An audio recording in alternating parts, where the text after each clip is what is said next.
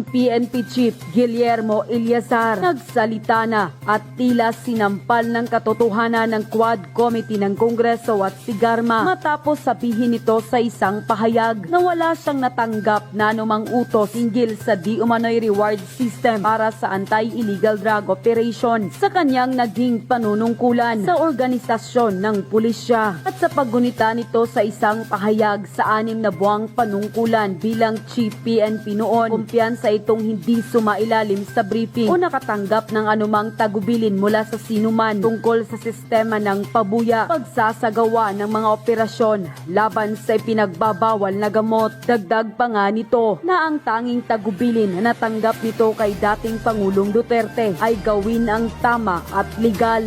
Kung ating matatandaan, si Guillermo Eleazar ay nagsilbi bilang hepe ng Pambansang Pulisya ng Pilipinas mula Mayo hanggang November 2021 sa panahon ni Pangulong Rodrigo Duterte at tumakbo din ito bilang senador noong 2022 sa ilalim naman ng senatorial ticket ni Lacson at Soto na nakatuon ng kanyang plataforma sa pagpapabuti ng kapayapaan at kaayusan at sitwasyon ng seguridad ng Pilipinas. Kaya ayon sa ilan sa ating mga kababayan, imposible di umanong hindi ito magsabi ng totoo na walang nangyaring reward system para sa anti-illegal drug operation ng Administrasyong Duterte panahon ng kanyang panunungkulan bilang PNP Chief dahil bukod sa kilala itong matapat at matapang na PNP Chief ay hindi rin ito naging kaalyado ng Duterte Administration. Matapos lumabas ang balitang ito ay hindi naman mapigilan ng taong bayan na magkomento sa mundo ng social media at ayon pa sa kanila. Ayan na, nagsalita tumistigo na mismo ang dating PNP Chief na si Eleazar. Basag kayo lahat ngayon. Maya naman kayo, galing na mismo kay Eleazar na walang reward system na nangyayari sa panahon ng dating Pangulo. Ihinto na ninyo yang walang kwentang hearing na yan. Nasayang lang ang pera at tax ng taong bayan. Hindi yan ang pangunahing problema ng bayan, kundi mas lumala pa ang mahal na mga bilihin at kakulangan sa trabaho, mababang pasahod. Mabuti na lang may dating PNP Chief Eleazar tayo. Nabulabog tuloy kayong lahat, mga buaya kayo dyan sa House of Crocs. Kahit anong paninira sa mga Duterte, solid Duterte pa rin ang taong bayan. Mga Duterte lang ang may malasakit at pagmamahal sa bayan. Napatunayan na kung paano magtrabaho ang mga Duterte. God bless the Duterte. Salamat Lord. Marami pa ring nanindigan para sa katotohanan na naging opisyalis ng bansa. I salute you, Sir Eleazar. Yan si PNP Eleazar. Gaya rin yan ni Kong Marcoleta. May paninindigan at may prinsipyo. Sila ang kailangan ng bansa natin. Tapat, maaasahan ng mamamayan at may malasakit sa bansa. Kaibigan ng Pangulo, sangkot, di umano, sa isang diktadoryang pananakot sa isang ating kababayan. Naku po, yari na. Ito yung sinasabi ni Pangulong Duterte, di ba? Tila meron na ata talagang diktadoryang nagaganap dito sa ating bayan. At talaga nga naman itong mga nanunungkulan ay pawang mga umaabuso sa kapangyarihan. Naku po, alamin po natin tong kwento na ito at reaksyonan po natin kasi ako, alam mo, nung napanood ko ito, talagang sumama ho yung aking pakiramdam at talagang sabi ko, tangin, sorry, pasensya na, napapagmura ha. Napapaano ako, parang ganito na ba talaga ang bayan natin? Wala na hubang batas na nagaganap dito sa Pilipinas? Ano na ba? Oh, di ba? Paliwanag mo, Vlogger Claire. Ipaliwanag mo nga itong mga ganito nang magkaalaman tayo ng kung talagang walang laman yan. Panoorin natin ito panoorin natin. Pasok. Isang minor de edad na anak ng mag-asawang negosyante sa Dumaguete City ang pumila para makausap si dating Pangulong Rodrigo Duterte pagkatapos ng Cebu People's Indignation Rally noong nakaraang Sabado. Abay, bakit? Alamin natin ang detalye ng balitang ito ni Aileen Navarro. Dahil sa sunod-sunod na insidente ng pananakot sa kanilang pamilya, si Bea Torres, 16 anyos na anak ng mag-asawang negosyante na sina Gaspar at Kitty Torres mula sa Dumaguete City ay nagpasaklolo na nang mag-post ng panawagan sa kanyang Facebook page at sinundan pa niya ito ng isang video post. To President Bongbong Marcos, Vice President Inday Sara, Secretary Jovic Remulla of the DILG, Secretary Jesus Crispin Remulla of the DOJ, the Chief of the PNP, the NBI Director, and the Human Rights Commission. I humbly plead for my family's safety, especially for my parents who have been receiving multiple death threats from anonymous individuals. I sincerely hope that your positions as political leaders can help ensure our family's safety and bring us peace. I kindly ask that our security not be taken away as we still face possible attacks. Your help in keeping us safe would mean a lot during these difficult times.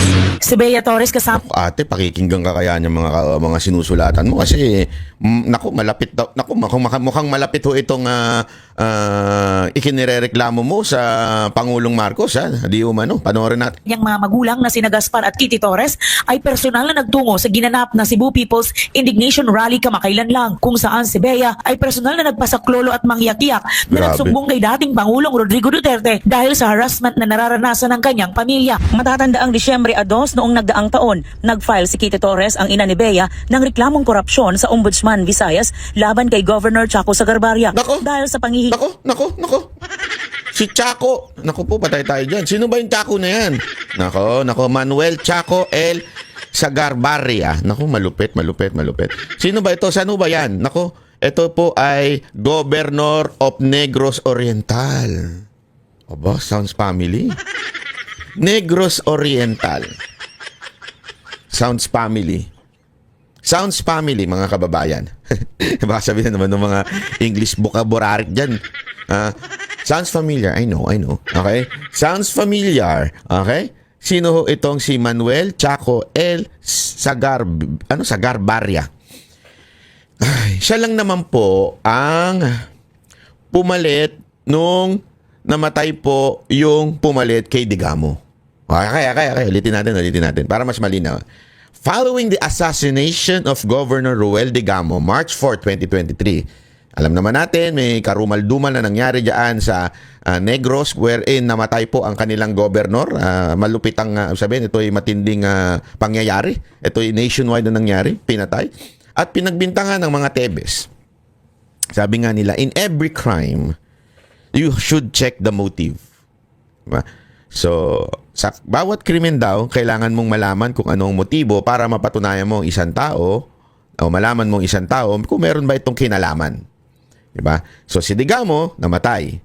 He was replaced by si Carlo George Joan Guido Reyes. Assume the governorship of Negros Oriental. Ibig sabihin, ang pumalit po ay si Reyes, Governor Reyes. Tragically, Governor Reyes passed away on May 31, 2023 after 3 months in office. Nako, patay tayo dyan. Biglang namatay yung ipinalit. Okay, sino pumalit ngayon nung namatay yung pinalit kay Digamo? Subsequently, Vice Governor Manuel Chaco Sagarbarria ang pumalit. Nako. Eto daw ang pumalit na gobernur. Patay tayo dyan. Nako.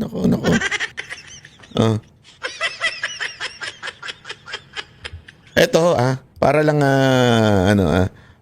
wait lang, alamin lang natin. Anong kinamatay ni Governor, Carlo Reyes of Negros? Ayan, anong kinamatay? Banat ba naman? Masyado ka naman. Dahil sa isang karamdaman. Ayan. Bagaman, kinumpirma ng opisyal lalawigin ng kanyang pagpahal, hindi sila pinahintulutan. Nako. Bagamat, kinumpirma ng opisyal ng lalawigan ng kanyang pagpanaw, hindi sila pinahintulutan ng pamilya na isiwalat ang mga detalye tungkol sa kanyang sakit at pagkamatay. Gago! Bakit? Bakit mo naman ako sinasabihan ng gago?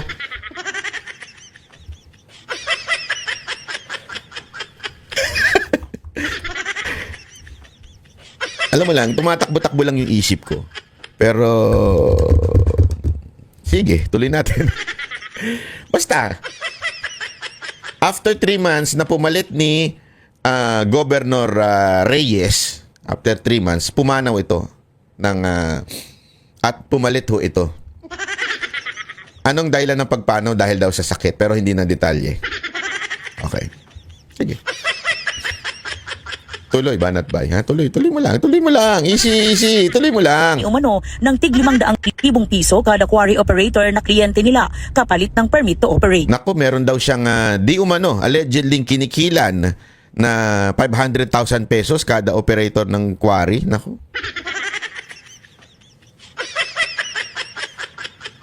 Feeling ko, merong Korean na involved dyan. Bakit Korean, Banat ba? Bakit Korean? Hindi, feeling ko meron Korean involved dyan. Paliwanag ko lang sa inyo. Kilala nyo yung Korean na yan? Yung mas mataas na mastermind na sinasabi niya, tanggalin natin yung tapos ibintang natin sa iba. Ibintang natin sa mga Tebes. Bakit naging Korean? Nagtatagalog.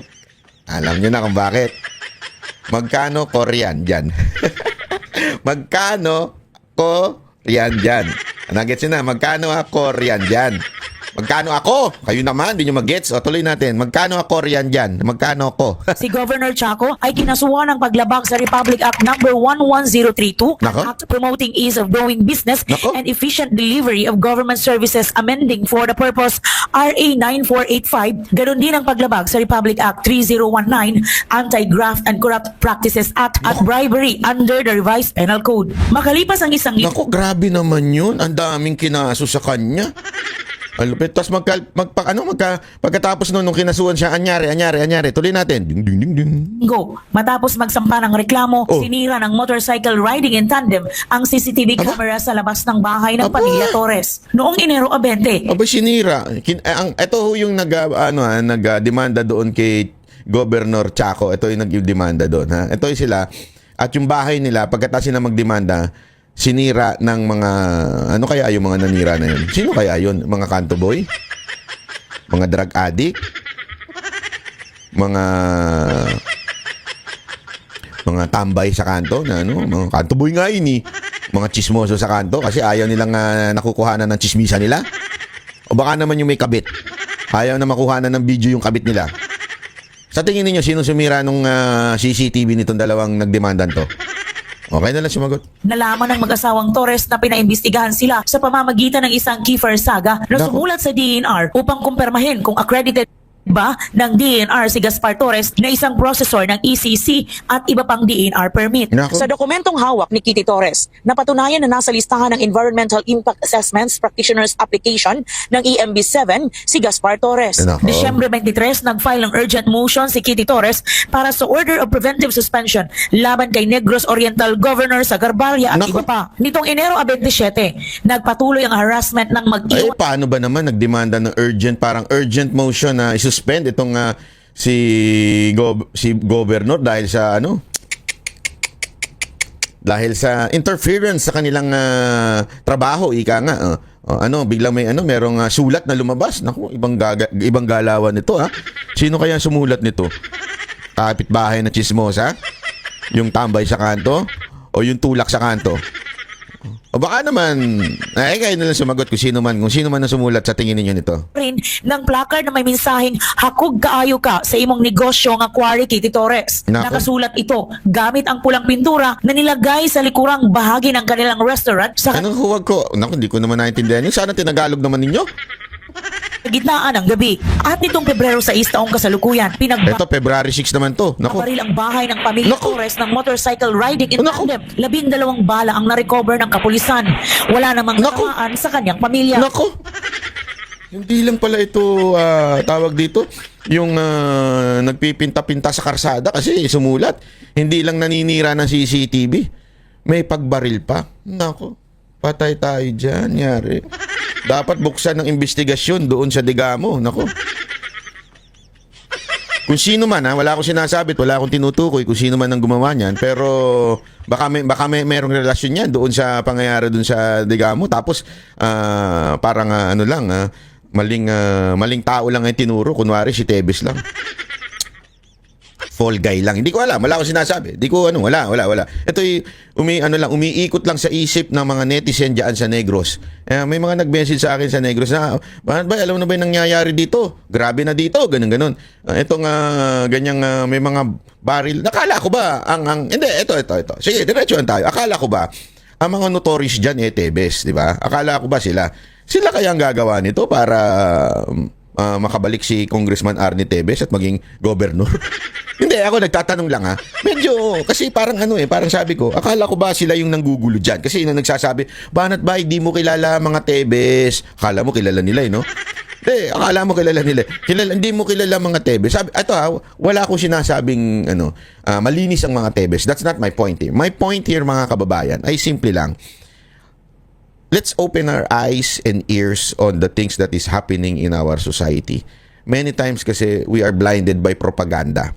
Many times we are blinded by media propaganda and public perception na minsan, at kadalasan pala, hindi pala minsan, kadalasan ay mali.